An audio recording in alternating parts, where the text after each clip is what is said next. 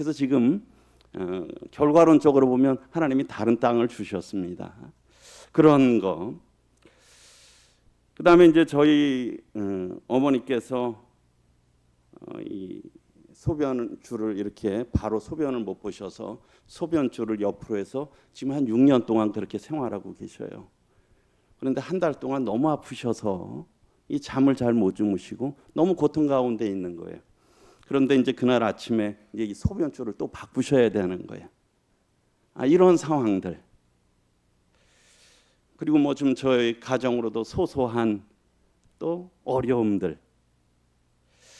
참 이런 그런 것들을 이렇게 쭉 적어 보면서 제가 이제 그렇게 했습니다. 사실은 이러한 일들이 주님의 사랑하시는 성도들에게도 많이 일어나고 있다.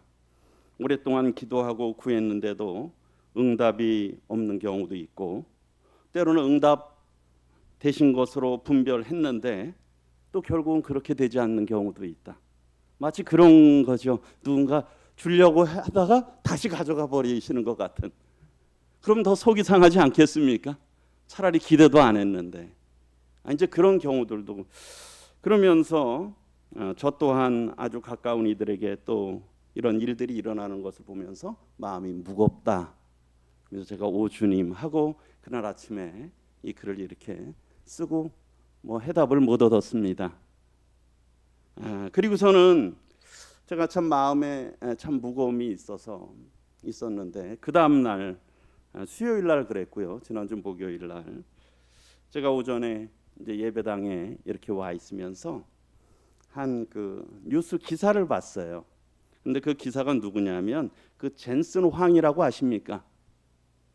잘 모르십니까? 엔비디아라고 해서 전 세계 회사가 가장 가치 있는 회사예요. 삼성전자의 시가총액이 한 3-4배 됩니다. 저기 한국에 와가지고 그분 뉴스에 매스컴에 한 2주 전쯤에 굉장히 방송에 많이 나왔습니다. 중국인이에요. 중국인데 지금 이제 중국계 미국인인데 전 세계에서 가장 큰 회사를 운영하는 그분이 한국에 오셨는데 그분이 그 예능 프로에 하나에 출연을 했어요. 뭐 유퀴즈라고 하는 예능 프로에 나온 그 기사에 있는 겁니다. 그런데 거기서 이제 그 진행자가 물었습니다.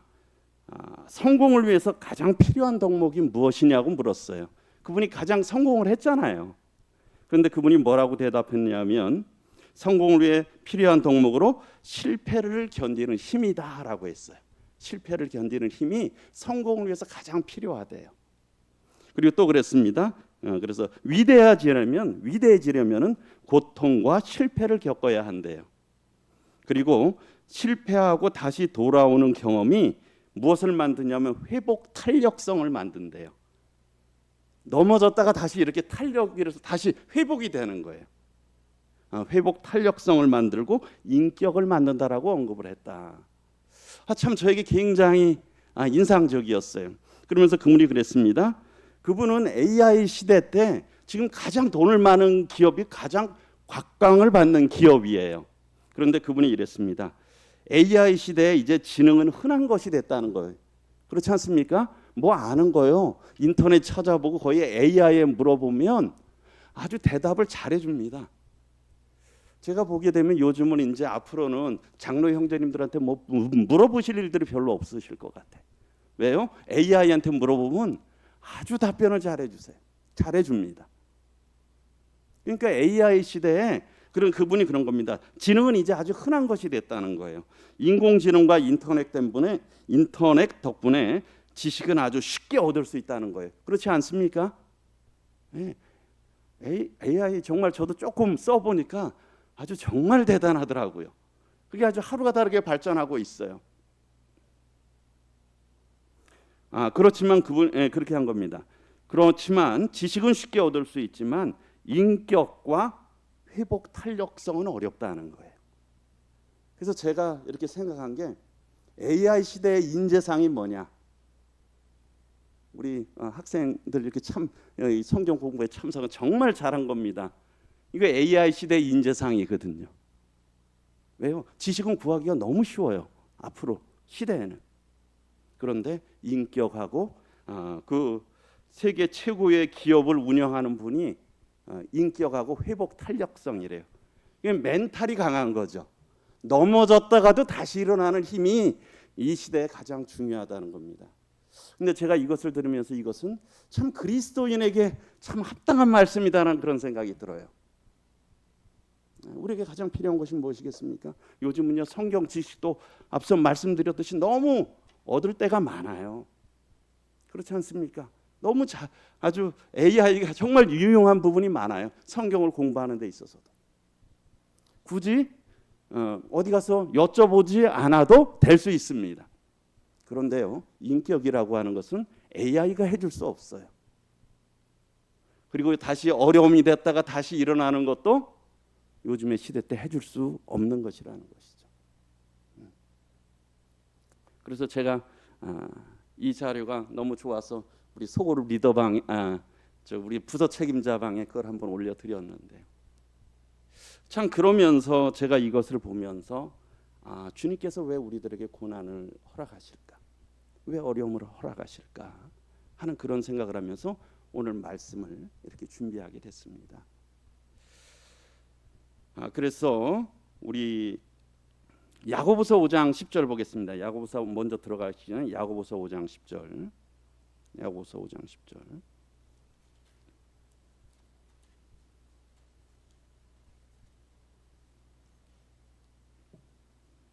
우리 야고보서 5장 10절 같이 한번 읽어보겠습니다. 시작. 형제들아, 주의 이름으로 말한 선지자들을 고난과 오래 참음의 본으로 삼으라. 주의 이름으로 말한 선지자들을 고난과 오래 참음의 본으로 삼으라는 거예요. 이 선지자들을 고난과 오래 참음의 본이다 하면서 제가 참 이런 두 인물이 생각이 났는데요. 첫 번째 인물은 요셉이었어요. 우리 창세기 40장 보겠습니다. 창세기 40장.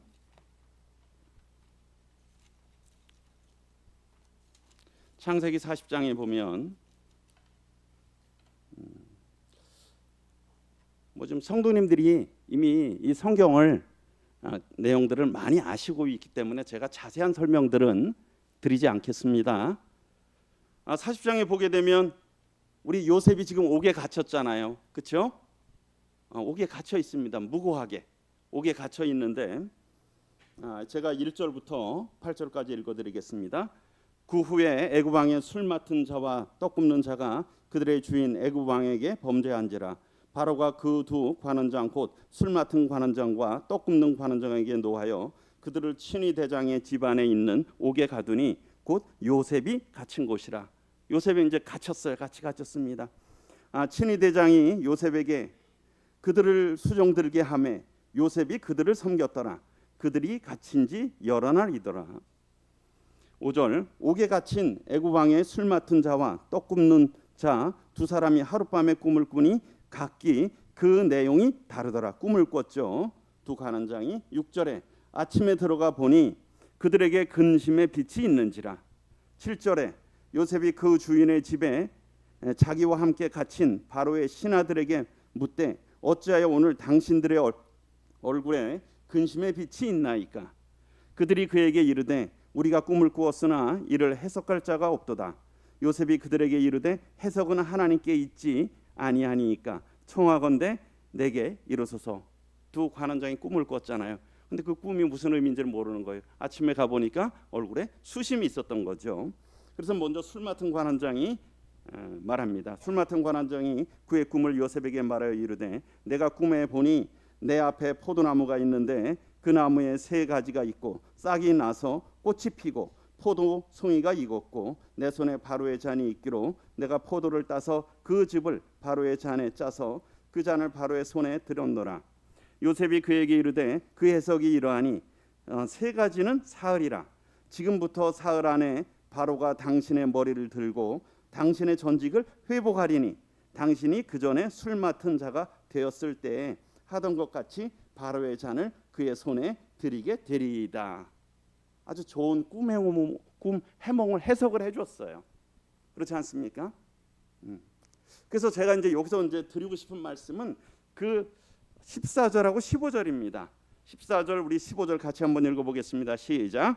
당신이 잘 되시거든 나를 생각하고 내게 은혜를 베풀어서 내 사정을 바로에게 아뢰어 이 집에서 나를 건져 주소서. 나는 히브리 땅에서 끌려온 자요 여기서도 옥에 갇힐 일은 행하지 아니하였나이다. 이런 상황이 딱 벌어졌을 때 요셉의 마음이 어땠을까요? 자기가 이런 놀라운 꿈을 해석했어요. 그리고 이 사람은 곧 전직을 회복할 겁니다. 요셉의 마음이 또 자신에게는 어떤 생각이 들었을까요? 아, 드디어 하나님께서 나로 하여금 여기서 이제 나가게 하실 거구나 하는 그런 생각 들지 않았겠습니까? 나의 억울함을 드디어 하나님이 풀어주시는구나. 나의 고통을 하나님이 드디어 이제 해결해 주시구나. 그렇게 생각하지 않았겠습니까? 아마 그랬을 것 같아요. 그러니까 여기에 그리고 좀 그가 그랬지 않습니까? 내 14절에 당신이 잘 되면 나를 생각하고 내게 좀 은혜를 베풀어 주셔서 바로에게 나의 억울한 사정을 좀 잘 얘기해 달라는 거예요. 왜요? 이 술 맡은 관원장은 아주 바로 왕의 아주 굉장히 가까이서 섬길 수 있는 고위관직이잖아요. 그러니까 자기가 여기서 나올 수 있는 가능성은 아주 지금이 너무 좋은 기회예요. 그러면서 자기가 그렇게 얘기했죠. 나는 히브리 땅에서 어떻게 됐다고요? 끌려왔다고 말하고 있어요. 그 말씀에는 어떻습니까? 여기까지 참 고통당하면서 억지로 왔다는 거예요. 그 마음에는 상처가 있지 않았겠습니까? 지금 이때 보게 되면 한 요셉은 나중에 보면 이때는 한 28이나 7, 8쯤 정도 됐을 것 같아요. 벌써 끌려온 지 10년이 넘었을 것 같습니다. 왜요? 17살에 와서 이거 상황을 뭐 30대 바로 앞에 쓰잖아요. 그러니까 벌써 10년이 넘었어요. 10년 동안 이런 어려운 시절을 겪고 있어요. 뭔가 잘 되는 것 같은데 또 문제가 생기고. 그리고 어떻습니까? 여기서도 옥에 갇힐 일은 행하지 아니하였다는 거예요. 얼마나 억울하겠습니까? 우리 성도님들 내가 잘못도 안 했는데 옥에 갇혔다. 어떠실 것 같습니까? 제가 그러면 저도 화병이 날 것 같아요. 그렇지 않습니까? 우리가 조금만 오해를 사도 마음에 진짜 화가 올라오는데 옥에까지 갇혔다고요. 그리고 여기까지 팔려온 거야. 그런데 이제는 권력자가 내 옆에 있고 내가 해방될 수 있는 절호의 기회예요. 요셉의 마음에는 하나님이 드디어 나의 기도를 들으셨고 하나님의 약속의 때를 이루실 때구나. 그렇게 생각했을지 모르겠습니다. 근데 상황으로 보면 그랬을 것 같아요. 그리고 이제 떡 굽는 관원장의 얘기는 제가 읽질 않겠습니다. 그리고요 다시 21절에 보게 되면 바로의 술 맡은 관원장은 전직을 회복하며 그는 잔을 바로의 손에 받들어 드렸고 떡 굽는 관원장은 매달리니 요셉이 그들에게 해석함과 같이 되었으나 23절 같이 한번 읽어보겠습니다. 시작. 술 맡은 관원장이 요셉을 기억하지 못하고 그를 잊었더라. 한마디로 앞불사 아닙니까? 그렇지 않겠어요? 요셉은 아마 감옥에서 이제나 저제나 기다릴 거 아니에요. 그 관원장이 언제나 나를 기억하고 다시 불러줄까? 나를 이 옥에서 나오게 할 것인가? 그런데요, 그 관원장은 잊어버렸어요. 자기의 계획과 다른 거예요. 우리 2년이라고 하는 우리 군생활 요즘 2년 하잖아. 2년 안 합니까 요즘은? 그보다 조금 더 짧아졌네요. 그 얼마나 긴 세월이라면 긴 세월이잖아요. 더구나 옥에서도. 그 요셉의 마음이 도대체 하나님 언제 저를 여기서 나가게 하시겠습니까? 언제나 저에게 보여주신 그 꿈을 이루어 주시겠습니까? 하는 탄식이 있지 않았겠습니까? 그런데 41절에 만 2년이 지났죠. 2년 후에. 그때 누가 꿈을 꾸었습니까? 이제는 바로 왕이 꿈을 꾸은 거예요. 그런데 이제 또 이 꿈을 다 해석을 못 하잖아요. 그래서 이제 결국은 이 요셉이 계획한 때가 아니었어요. 요셉은 2년 전에 이게 하나님이 보여주신 좋은 때다라고 생각했는데 그것은 하나님이 계획하신 때가 아니었어요. 9절 같이 한번 읽어보겠습니다. 41장 9절 시작. 술 맡은 관원장이 바로에게 말하여 이르되 내가 오늘 내 죄를 기억하나이다. 무슨 죄를 기억하겠습니까? 요셉을 잊어버린 죄였잖아요. 그러니까 잊어버렸어요. 아마 하나님이 그렇게 하셨다고 생각됩니다. 그리고선 다시 요셉을 소개하게 되죠. 2년이 지난 후에. 그리고 14절에 보면 이에 바로가 사람을 보내어 요셉을 부르매 그들이 급히 그를 옥에서 내놓은지라. 완전히 반전이 되잖아요. 요셉은 아마 2년 지나고선 이제 다 포기했었을 겁니다. 그때 하나님께서 역사하셨다는 거죠. 그리고선 요셉이 꿈 해몽을 합니다. 그 부분은 쭉 넘어가고요. 그러면서 우리 그 요셉이 섰을 때가 46절, 41장 46절에 보게 되면 요셉이 애굽 왕 바로 앞에 설 때 30세라. 그렇죠? 30세. 17세의 소년이 지금 13년이 돼서 이제 30세가 다 된 사람이 됐어요. 13년이라고 하는 적지 않은 시간이 흘렀습니다. 그러면서요. 51절에 보게 되면 51절 같이 한번 읽어보겠습니다. 시작. 요셉이 그의 장남의 이름을 므낫세라 하였으니 하나님이 내게 내 모든 고난과 내 아버지의 온 집이를 잊어버리게 하셨다 하며. 므낫세의 뜻입니다. 하나님께서 나의 고난을, 그 얼마나 고생이 있었겠어요. 그 어린 소년이 와가지고요. 그렇지 않습니까? 종으로 팔려와가지고 좀 뭔가 되는가 싶던데 다시 또 모함 사서 오게 가고 얼마나 힘든 세월이었겠습니까? 그리고요, 그러면서 어디가 생각났겠습니까? 사랑하는 아버지와 그 고향 땅이 생각났을 거 아니에요. 51절입니다. 41장 51절. 그래서 므낫세라고 하는 뜻이 뭐냐면 하나님이 나의 그 고난을 잊게 하셨다는 거예요. 그리고 고향 집에 대한 그리운 마음을 잊게 하셨다는 거예요. 요셉은 13년 동안 그의 마음에 그것이 얼마나 사무쳤겠어요. 성경에 그것을 갖다가 이렇게 불만으로 표현하진 않았어요. 하나님 앞에 탄식하고 그런 것들은 기록되지 않았어요. 그러나 그의 마음에는 깊은 상처가 있었던 거예요. 그 고난, 그 마음의 고난이 있었고 고향에 대한 그리움, 형들에 대한 원망이 있었을 것입니다. 물론 하나님의 약속을 바라보는 믿음이 있었지만 그랬다는 거예요. 그래서 우리 그 시편 105편 말씀 보겠습니다. 시편 105편. 시편 105편. 시편 105편 17절. 시편 105편 17절. 여기에 보게 되면 이스라엘 백성들이 가나안 땅에 들어간 것에 대해서 설명하고 있어요. 17절에 그가 한 사람을 앞서 보내셨으며 요셉이 종으로 팔렸도다. 그렇지 않습니까? 그 다음에 그의 발은 착고에 차고 그의 몸은 쇠사슬에 매였으니. 이 요셉의 모습이잖아요. 그리고 19절 같이 한번 읽어보겠습니다. 시작. 곧 여호와의 말씀이 응할 때까지라 그의 말씀이 그를 단련하였도다. 그를 단련하신 거예요. 하나님께서. 그 요셉을 단련하신 거예요. 하나님의 말씀이 그를 단련하셨다는 거예요. 하나님께서 분명히 그에게 약속의 말씀을 주셨잖아요. 그러나 요셉도 마음이 어떻겠습니까? 하나님 앞에 참 세상사 입을 열어서 불만은 또는 근심을 표출하지 않았을지 몰라도 그 마음에 고통이 있었고 슬픔이 있었고 그림이 있었을 거예요. 그러나 그 말씀을 바라보고 인내했다라고 하는 거죠. 그 말씀이 그를 단련할 때까지 하나님께서 그를 애굽에 두셨다는 겁니다. 그리고선 때가 됐을 때 요셉이 풀려나게 하셨죠. 그래서 참 이렇게 단련하신 거예요. 요셉의 생애를 봤고요. 또 하나는 우리 욥기 1장 보겠습니다. 대표적인 욥기잖아요. 욥기 1장에 욥기 1장부터 4장 욥기 1장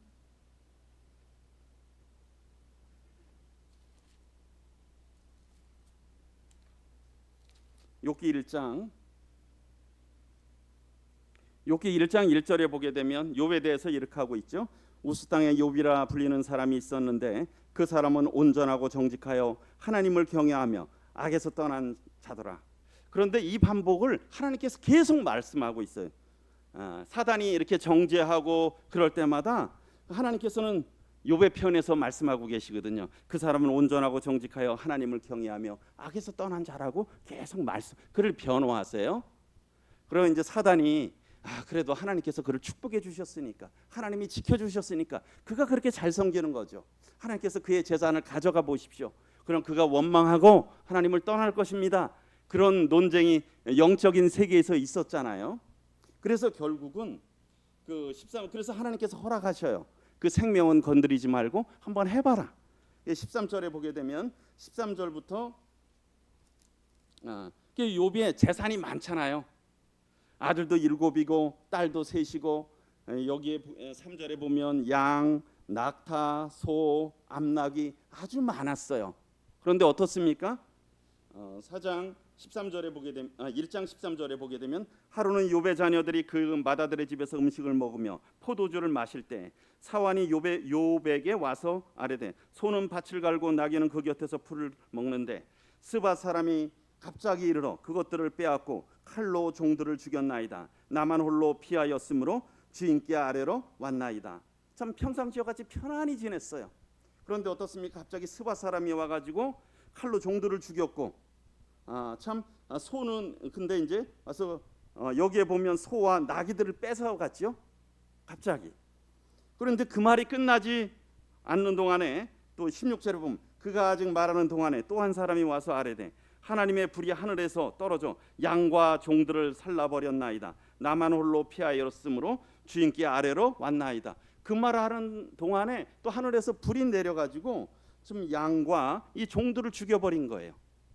그리고 또 17절에 보면 그가 아직 말하는 동안에 또 한 사람이 와서 이르되 갈대아 사람 세 무리가 지어 갑자기 낙타들에게 달려들어 그것을 빼앗으며 칼로 종들을 죽였나이다. 나만 홀로 피하였으므로 주인께 아래로 왔나이다. 그 얘기가 끝나지도 않았는데 갈대아 사람들이 또 와서 또 이렇게 종들을 죽이고 이 짐승들을 이렇게 빼앗아 가고 죽이고 했어요. 18절에 그가 아직 말하는 동안에 또 한 사람이 와서 아뢰되 주인의 자녀들이 그들의 맏아들의 집에서 음식을 먹으며 포도주를 마시는데 거친 들에서 큰 바람이 와서 집 네 모퉁이를 치매 그 청년들 위에 무너짐으로 그들이 죽었나이다. 나만 홀로 피하였으므로 주인께 아래로 왔나이다 한지라. 그 얘기가 끝나지 않았는데 또 바람이 불어서 이 자녀들을 다 죽게 했어요. 우리가 그렇지 않습니까? 한 번 어려움 오면 그래 하나님에 감사하자 그런 마음 들지 않습니까? 그렇죠. 그런데요 또 와요. 그리고요 그것이 끝나지 않는데 또 와. 우리 어떻습니까? 맞은데 또 맞으면 어때요? 그렇죠. 처음에 한 대 맞을 때는 괜찮은데 맞은데 자꾸 맞으면 어떻겠습니까? 그 마음이 어떨까요? 견디기가 쉽겠습니까? 우리 가져오는데 어려운 부분이 한 번 생겼어요. 그래 우리가 믿음으로 극복하지 뭐. 감사하면서 하자. 근데 얼마 지나서 또 왔어요. 다른 게. 또 다른 재난이 왔어요. 그것이 반복된다면 어떻겠습니까? 이게 쉽겠습니까? 감사하기가. 쉽지 않을 거예요. 요셉과 같이 정말 들어주실 것 같다가 안 들어주셔도 낭망이 되잖아요. 그렇지 않습니까? 그리고요 했는데 그것이 반복돼 고난들이. 그럼 그 정말 어려움이 될 거예요. 이렇게 참 자신의 생명 빼고 아내 빼고 다 잃었어요. 욥은 그렇지 않습니까? 4번에 걸쳐서. 그런데 21절을 보면 이르되 내가 모태에서 알몸으로 나왔은즉 또한 알몸으로 그리로 돌아갈지어라. 주신 이도 여호와시오 거두신 이도 여호와시니 여호와의 이름이 찬송을 받으실지어다 하고 이 모든 일에 욥이 범죄하지 아니하고 하나님을 향하여 원망하지 아니라. 욥 정말 대단한 사람 아닙니까? 정말 대단한 사람이에요.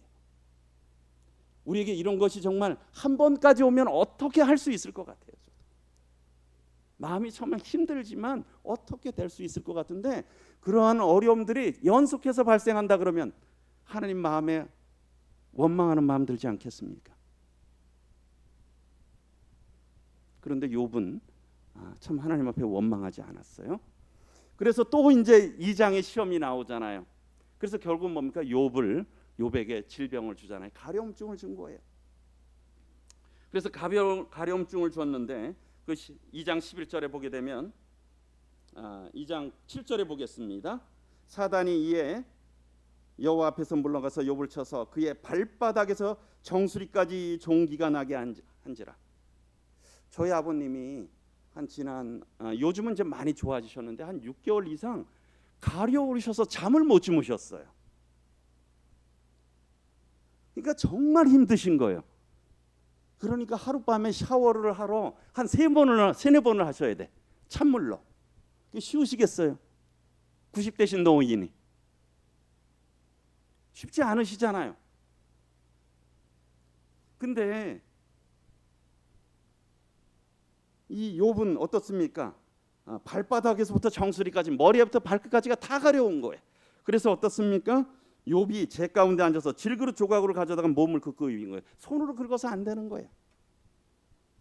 그랬을 때 그의 아내가 그에게 이르되 당신이 그래도 자기의 온전함을 굳게 지키겠느냐? 하나님을 욕하고 죽으라. 참 욥이 참 힘들죠. 10절에 그가 이르되 그대의 말이 한 어리석은 여자의 말 같도다. 우리가 하나님께 복을 받았은즉 화도 받지 아니하겠느냐 하고 이 모든 일에 욥이 입술로 범죄하지 아니하니라. 욥이 입술로 범죄하지 않았어요. 참 쉽지 않죠. 이게 정말 쉽지 않습니다. 저희 아버님이 그러니까 정말 힘드시다 그러시더라고요. 저희 아버님 하루하루 살아가시는 게 힘드시다 그러시더라고요.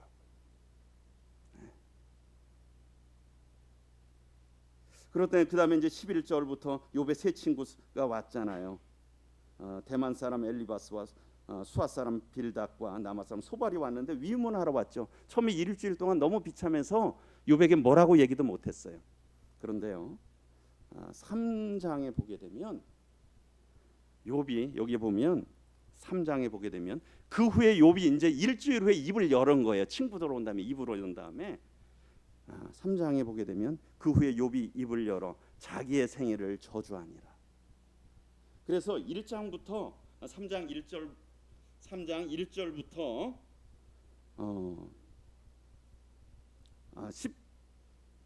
9절까지는 3장 1절부터 10절까지는 뭐냐면 욥이 자기의 생일날을 저주해요.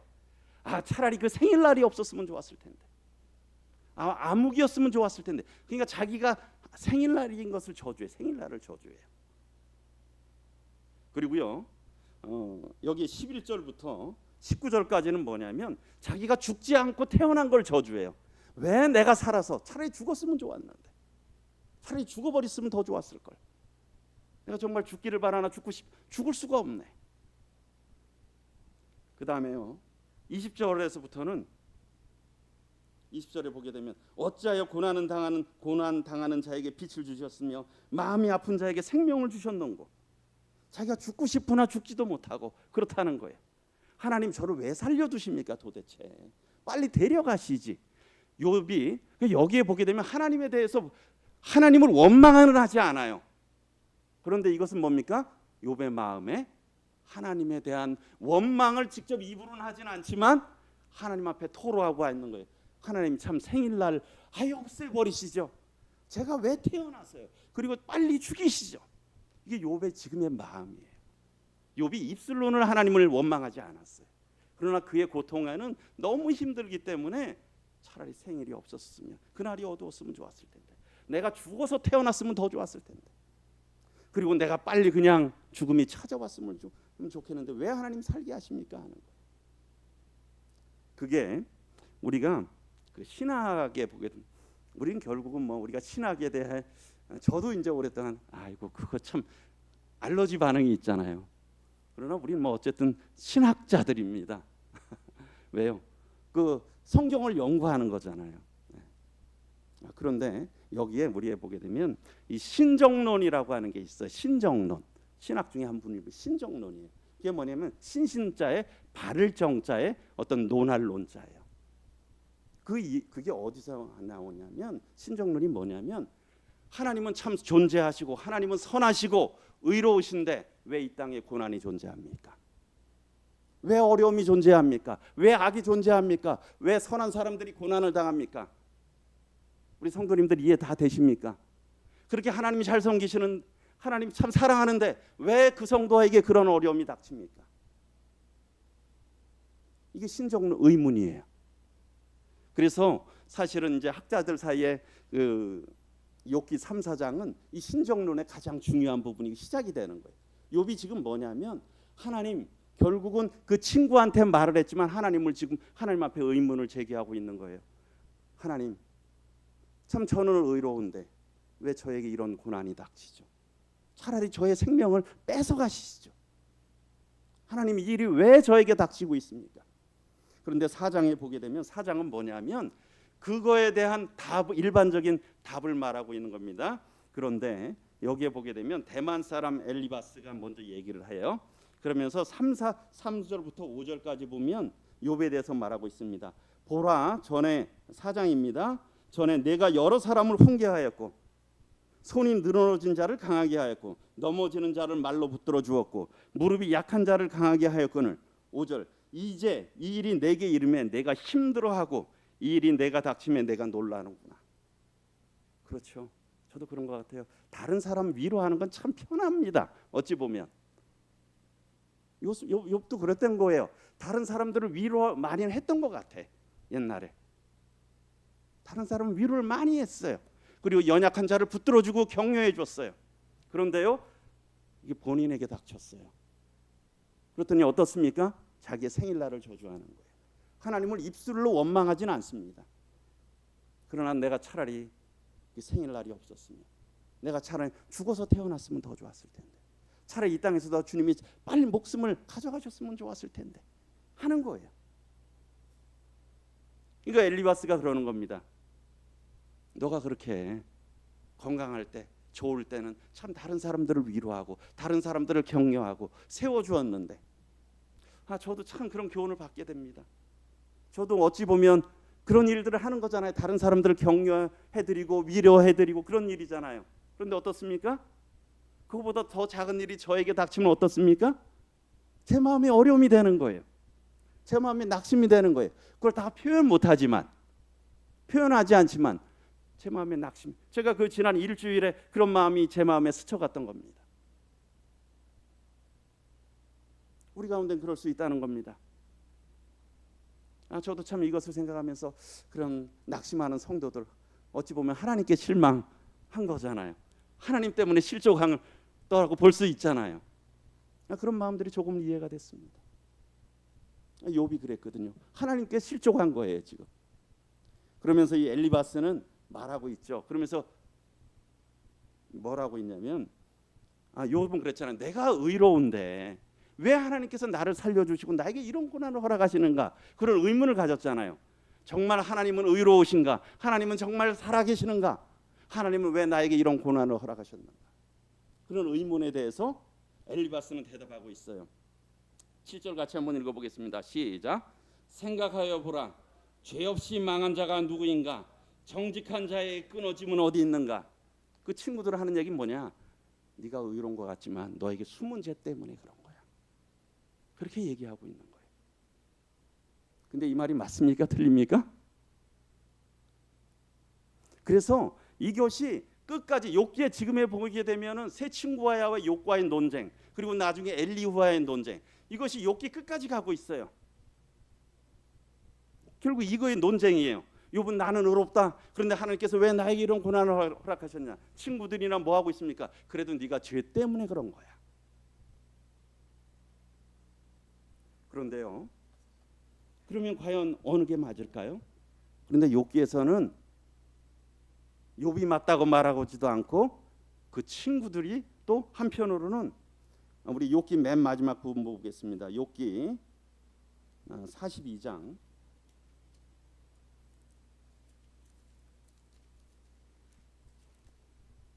욥기 42장. 욥기 42장에 보게 되면 욥이 결국 회개하잖아요. 그렇지 않습니까?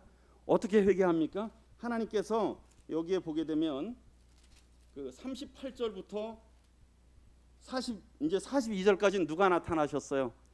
하나님이 직접 나타나시는 거야. 하나님이 직접 나타나셨어. 그런데 여기서 참 특징은 뭐냐면 하나님이 욥에게 너 이거 고난 받은 건 너 이것 때문이야라고 말씀을 안 하세요. 이것 때문이라고 말씀 안 하십니다. 뭐 너 죄 때문이라든가 뭐 하늘에서 이런 일이 있었기 때문에 이거라든가 아무런 답변을 하지 말씀하고 있지 않아요. 다만 뭡니까? 하나님이 얼마나 놀라운 분이신지, 얼마나 능력이 뛰어나신 분인지, 그리고 우리 인생의 지혜가 얼마나 연약한지를 말하고 있어요. 그 얘기만 계속 말씀하면서 그럴 때 그러니까 하나님이 고난당하는 이유를 말씀을 안 하셔요. 욥기에서는. 물론 우리가 앞에서 그거를 저희가 다 아는 뭐 전지적 시점이라 그럴까요? 이런 부분들이 있어서 알지만은 그 이유를 말씀하고 있지 않아요. 왜 이런 고난을 욥에게 허락하셨을까? 그리고서는 42장에 보게 되면 7절에 보게 되면 42장 7절에 여호와께서 욥에게 이 말씀을 하신 후에 여호와께서 대만 사람 엘리바스에게 이르되 내가 너와 내 두 친구에게 노하노니 이는 너희가 나를 가리켜 말한 것이 내 종 욥의 말같이 옳지 못하니라. 하나님은 누구 편 드셨어요? 욥의 편을 드셨어요. 그러니까 그들의 많은 말들이 너 죄 때문에 그렇지 막 그렇게 정죄했는데 결국은 욥의 손을 들어주셨어요. 그러니까 꼭 죄 때문 아니라는 거예요. 그래서 여기선 정확히 이유를 말씀하고 계시지 않으세요. 그러면 욥기에서 말하고 있는 하나님은 과연 우리가 신정론 또는 신의론이라고 하는데 그 결론은 무엇이냐면 이것이라는 거예요. 하나님께서는 우리에게 모든 인생의 고난이나 어려움을 우리가 다 모를 수 있다는 겁니다. 다 모를 수 있다는 거예요. 우리가 다 알 수 없다는 겁니다. 우리가 섣불리 판단해서도 안 되는 거죠. 물론 우리가 고난 가운데 우리 자신에게 닥쳤다면 그런 걸 통해서 우리 자신을 되돌아봐야 되는 거죠. 그러나 다 알 수 없다는 겁니다. 이 일이 왜 저에게 생겼습니까? 성경에 어떤 경우는 알 수도 있지만 어떤 경우에는 모를 수 있다는 겁니다. 그럼 여기서 말씀하고 있는 결론은 뭡니까? 모를지라도 나에게 왜 이런 고난이 닥치는지 모를지라도 하나님만을 의지하라는 겁니다. 말씀하고 있는 것은 하나님만이 지혜로우시고 하나님만이 의로우시기 때문에 하나님께서 주권적으로 모든 것을 이끌어 가시기 때문에 하나님만을 의지하고 하나님께 감사하며 살아가라는 거예요. 뭐 고난의 이유가 뭘까? 그것을 말씀하고 있지 않습니다. 우리 삶에 많은 고난들이 있습니까? 또는 우리가 잘 그걸 이해하지 못하잖아요. 그것이 왜 나에게 닥쳤을까? 우리에게 닥쳤을까? 우리가 때로는 알 수 있는 것들도 있고 모르는 것들도 있습니다. 그러나 하나님께서 기대하시는 것은 무엇일까요? 우리로 하여금 계속 하나님만을 의지하면서 나아가기를 원하신다. 그래서 욥을 결국 하나님께서 축복하셨잖아요. 42장 5절에 보게 되면 내가 주께 대하여 귀로 듣기만 하였사오나 이제는 눈으로 주를 배웁나이다. 하나님을 더 알게 되는 계기가 됐고 하나님께서 그의 어떤 그 자손이나 그 이후에 다 읽어보진 않겠지만 그 재물들을 축복해 주셨어요. 우리 다시 야고보서로 가겠습니다. 야고보서 5장. 야고보서 5장.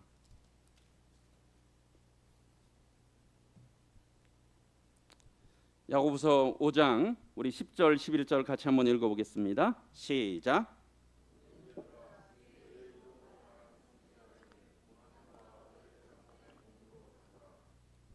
보라 인내하는 자를 우리가 복되다 하나니 너희가 욥의 인내를 들었고 주께서 주신 결말을 보았거니와 주는 가장 자비하시고 긍휼히 여기시는 이시니라. 우리가 참 다 이해할 수 없습니다. 저에게 닥치는. 그러나 주님께서는 말씀. 욥기에서도 그것을 명확히 욥에게 말씀해 주지 않으셨어요. 그러나 어떻습니까? 여기에 있는 것들은 참 저희가 주 이름으로 말한 선지자들을 그 선지자들을 욥이든 또 아브라함이든 요셉이든 무엇으로 삼으라고요? 고난과 오래 참음의 본. 참 힘들었다는 거예요. 그분들의 마음에 욥기 3장이나 므낫세나 요셉의 마음에도 고통이 있었고 아픔이 있었고 그리움이 있었고 원망이 있었고 또 실망함이 있었을 거예요.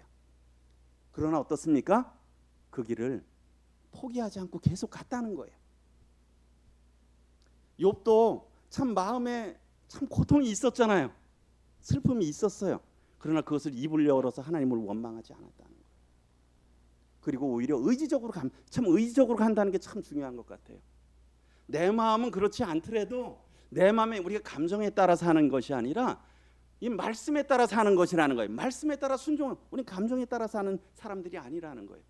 감정으로는 내 속마음으로는 도저히 그렇게 할 수 없어요. 그러나 말씀이 그렇기 때문에 그렇게 살았잖아요. 아픔이 있었지만 그렇게 살아갔다는 겁니다. 그들을 고난이었잖아요. 그들에게 마음에 큰 고통이 있었어요. 그리고 어떻습니까? 오래 참았잖아요. 오래 참은 겁니다. 그 약속의 말씀을 붙들고 오래 참고 왔다는 겁니다. 그러면서 11절에 보라 인내하는 자를, 여기 인내잖아요. 인내가 필요한 거예요. 욥이 저절로 된 게 아니잖아요. 요셉이 인내가 필요했던 게 아니에요. 그의 마음에도 늘 갈등과 어려움이 있었던 거예요. 그 인내가 필요한 거죠. 인내하는 자를 우리가 어떻습니까? 복되다 한다는 거예요. 너희가 그리고 욥의 인내를 들었지 않습니까? 얼마나 쉽지 않았겠어요. 연타적으로 맞았잖아요. 연타적으로요. 모든 걸 다 잃었잖아요. 그리고 가까운 아내로부터나 친구들로부터 조롱받았잖아요. 얼마나 힘들겠습니까? 모든 것을 잃은 데다가 가까이에 있는 사람이 하나도 없었어요. 그러나 욥은 인내했죠. 하나님께서 그의 믿음을 칭찬하셨어요. 그리고 어떻습니까? 하나님을 더 알게 하셨잖아요. 하나님을 더 경험하게 하셨습니다. 그래서 주께서 주신 결말을 보았잖아요. 참 감사하지 않습니까? 우리는 욥에게 왜 그런 시련을 허락하셨는지 우리가 어느 정도 알잖아요. 그리고 그 결말을 받지 않습니까? 이것을 위해서, 우리를 위해서 기록하셨다는 겁니다. 그리고 어떻습니까? 주는 가장, 그러면서 하나님이 어떤 분이신지 말씀하고 있어요. 주는 가장 자비하시고 긍휼이 많으신 하나님이시라는 거예요. 그런 것을 허락하시는 하나님이 그러한 하나님이시라는 거예요. 우리에게는 이 의심에서 시작되는, 하나님의 때로는 하나님이 살아계시나, 하나님이 나를 사랑하시나, 하나님이 나를 돌보시나, 이 의심에서 지키는 얘기죠. 그래서 잠언 4장 23절에 모든 지킬 만한 것 중에 더욱 내 마음을 지키라. 어떻습니까? 생명이 근원이 이에서 남이라. 우리의 마음을 지켜야 되는 거예요. 그런 생각이 지나갈 수 있습니다. 그러나 우리 마음을 지켜야 된다는 거고요. 그래서 첫 번째로는 참 우리가 선지자들을 고난과 오래 참음의 본으로 삼아야 될 것이에요. 그 다음에 우리 그 앞부분 야고보서 오셨으니까 야고보서 1장 2절부터 4절까지 보겠습니다. 1장 2절부터 4절 같이 한번 읽어보겠습니다. 시작. 내 형제들아 너희가 여러 가지 시험을 당하거든 온전히 기쁘게 여기라. 이는 너희 믿음의 시련이 인내를 만들어내는 줄 너희가 압니라. 인내를 온전히 이루라. 이는 너희로 온전하고 구비하여 조금도 부족함이 없게 하려 함이라. 제가 젠슨 황 그분의 얘기를 듣고 이 말씀을 나누게 됐다 그랬지 않습니까?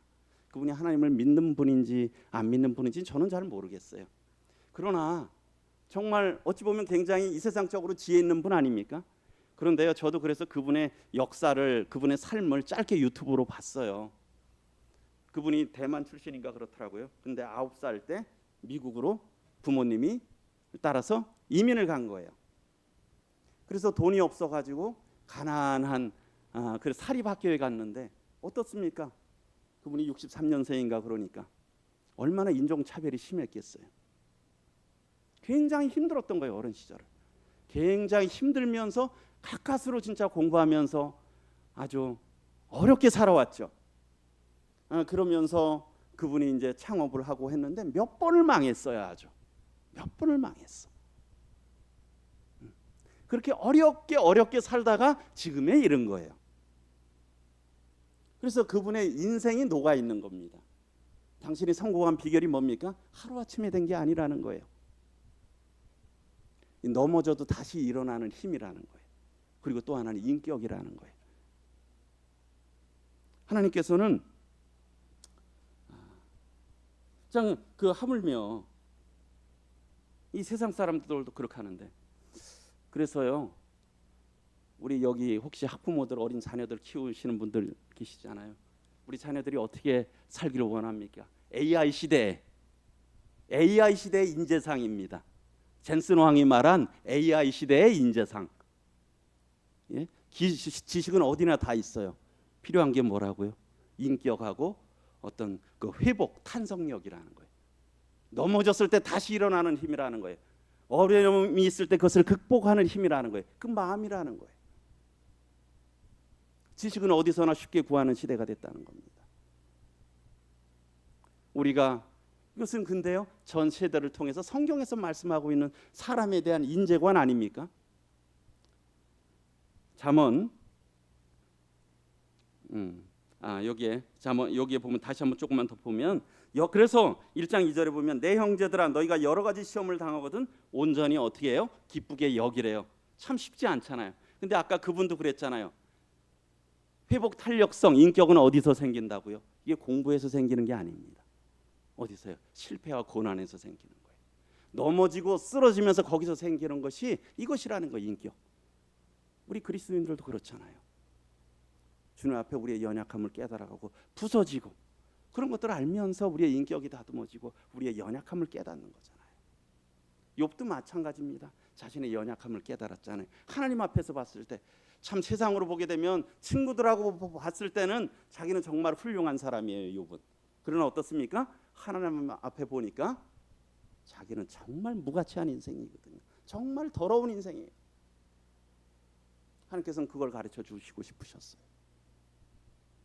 우리가 참 누구나 저도 역시 이렇게 교제를 하지만 고난당하는 거 정말 싫습니다. 누가 고난당하고 싶어하는 사람이 누가 있겠어요. 그러나 하나님께서 우리에게 이런 고난을 허락하신다는 겁니다. 그리고요 너희 그래서 3절에 보면 너희 믿음의 시련이라고 말하고 있어요. 믿음의 시련이래요. 믿음에는 무엇이 필요한 시련이 온다는 거예요. 믿음의 시련. 요셉도 웬만하게 타협했으면 그만큼 고생 안 했을 거예요. 근데 믿음 때문에 시련을 겪잖아요. 믿음의 시련이죠. 그리고 어떻습니까? 그 약속을 바라보자니 얼마나 힘들겠어요. 차라리 직접 가서 해결하면 훨씬 편할 텐데 하나님의 때를 기다리고 하나님의 은혜를 구하고 그러니까 그것도 인내도 시련이잖아요. 근데요 너의 믿음의 시련이 뭐냐? 인내를 만들어낸다. 이게 힘을 키우는 거예요. 인내력을. 우리 요즘 젊은 세대 때 흔히 약한 게 뭐예요? 그러잖아요. 인내력이 약하다. 왜 그렇다 그러죠? 고생을 별로 안 해봐서. 고생을 별로 안 해봐서 인내력이 약하다라고 저희 같이 조금 나이 드신 분들이 그런 얘기, 의사분들이 그런 얘기를 해요. 고생을 안 해봤으니까. 그렇죠? 고생의 인내력을 키우는 겁니다. 그래서 젊어서 고생은 사설에도 한다 그러잖아요. 왜요? 인내력을 키우잖아요. 그리고 4절에 보면 인내를 온전히 이루라는 거예요. 그것을 온전히 인내 수준까지 이루라는 거예요. 왜요? 이는 너희로 온전하고 구비하여 조금도 부족함이 없게 하렵니다. 우리가 세상을 살아가는 힘. 그래서 우리 엄마 아빠가 자녀들을 계속 돌봐줄 수 없잖아요. 그렇지 않습니까? 세월이 지나면 늙고 떠날 수밖에 없잖아요. 우리 자녀들이 홀로 세상을 살아야 되잖아요. 늘 지켜줄 수 없잖아요. 그렇지 않습니까? 혼자 살 수 있는 힘을 키워주는 거잖아요. 우리가 자녀들도. 하나님께서는 우리가 이 세상 가운데서 하나님의 자녀로 살아가기를 원한다는, 그렇게 해서 힘이 필요한 거예요. 인내, 견디는 힘이 필요하다는 거죠. 그것이 준비입니다. AI 시대, 요즘에 더 이 마지막 시대. 그래서 인내를 온전히 이루라. 그래서 참 고난이 왔을 때 그걸 감사하기가 쉽지 않지만 그것을 아는 거죠. 아, 이것을 통해서 하나님께서 나를 더 키우시기를 원하시는구나 하는 그런 생각을 하면 좋을 것 같습니다. 그래서요, 잠언에 보시면 잠언 17장 3절에 룻기 시편 잠언 17장 3절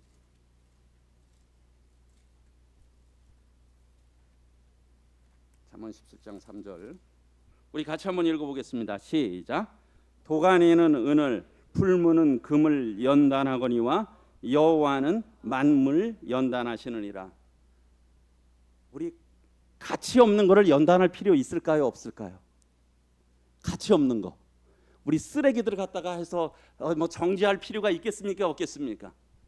여기에 보면 은이 가치 있습니까? 없습니까? 가치 있으니까 은을 연단하는 겁니다. 금이 가치 있습니까? 없습니까?